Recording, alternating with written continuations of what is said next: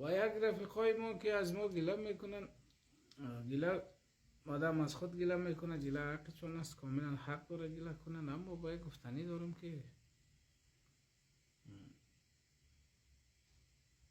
اگر قراری است که کدام دوستی باشه، خود دوستی از دو طرف است دیگه. باز در بین دوستی یک تار نازک است. مادرندی اگر بخواه در کار باشه، ایره و یک تعداد میگم میفهمه دیگه، همه نیستم یک تعداد خاص. ما 15 سال پانتون خواندیم، مردم 4 سال پانتون میخوانه، ما 15 سال پانتون خواندیم. استادای من زیر امریکایی بوده، اما مادرندار ما 2 روز بعد مادرندی شده درویش میکشم، هیچ سرش گرد است به زور خدا.